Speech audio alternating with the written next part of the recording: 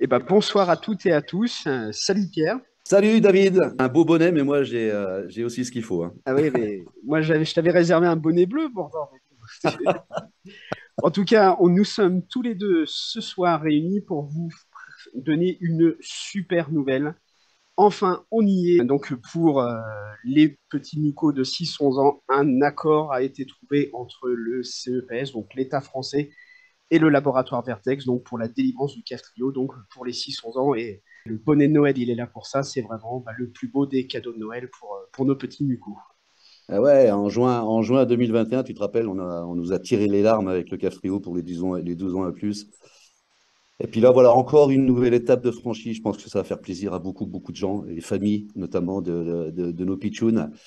Et voilà, on continue à avancer avec force et on sera toujours là et on est encore à l'affût de beaucoup de choses derrière.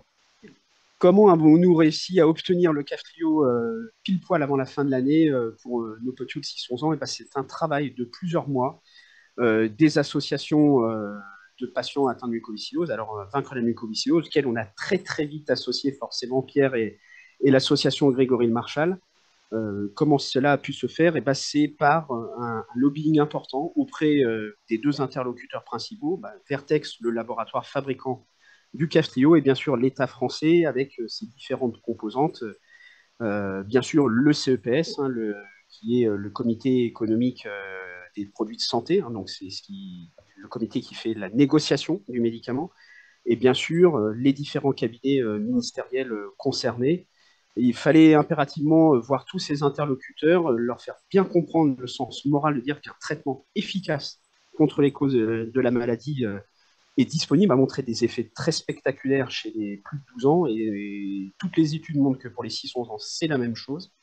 Et donc là, il était important que tout le monde soit raisonnable autour de la table, et on peut grandement se féliciter que les délais que nous étions fixés en tant qu'association, eh ben, on est en plein dedans. On s'était dit avant la fin de l'année 2022, cela devait arriver, et c'est le cas, et c'est vraiment la super nouvelle.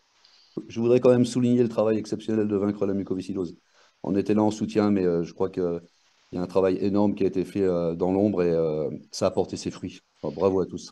Et je peux vraiment le dire, c'est un vrai soulagement pour moi, bien sûr, en tant que patient, parce que je sais ce que traversent les petits dans ces cas-là. Et je crois, Pierre, tu vas pouvoir largement nous le dire pour les parents, mais vraiment un vrai soulagement et heureux de voir ça. Et comme tu le disais, en juin 2021, quand le Cafrio avait été autorisé pour les plus de 12 ans, j'ai absolument pas contenu mes larmes, en tout cas, et j'étais accompagné. C'était un des grands moments de notre vie associative. Et c'est top, en tout cas, que la belle histoire continue, et en plus avec un superbe cadeau pour Noël. Et voilà, donc de ce fait de savoir que les enfants pourront bénéficier de traitements de bonheur, de pouvoir préserver leur capital pulmonaire, c'est pour moi la plus belle des nouvelles, et ça montre combien tout ce qu'on fait est utile et sert au quotidien.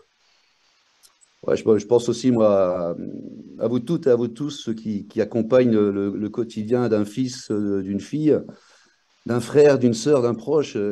Voilà, même si on n'est pas encore au bout du chemin, j'imagine aisément que vous devez être tous heureux, évidemment, rassurés de voir ces traitements efficaces et qui changent beaucoup la donne, évidemment, et qui changent beaucoup de choses dans la vie, dans le quotidien de celui ou celle que vous soutenez et qui souffre.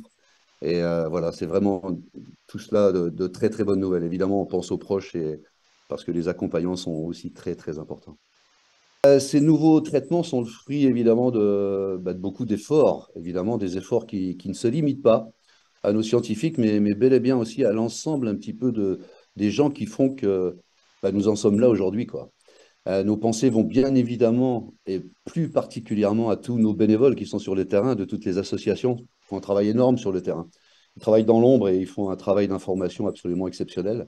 Déjà, je rejoins Pierre vraiment pour les remerciements pour tous les bénévoles, tous les salariés, toutes les personnes qui gravitent autour de nos associations et qui rendent cela possible. Et je vous dis là, bien sûr, bah, les médecins, les scientifiques. Donc vraiment, un grand cœur pour eux, et vraiment merci, merci à tous. Et comme tu le disais, Pierre, le combat n'est pas fini. Maintenant, il faut tout de suite se remettre dans la bataille. En tous les cas, on est vraiment sur la bonne pente et la mucoviscidose a pris un vrai virage optimiste, on va dire, et on y croit dur comme fer. On vous souhaite un joyeux Noël, de bonnes fêtes en famille. Profitez bien, et on se revoit tout bientôt pour cette début d'année 2023, en tout cas. Et puis, et encore une fois, le combat continue. Joyeux Noël à tous. Joyeux Noël, David. À Joyeux très Noël, vite. Pierre.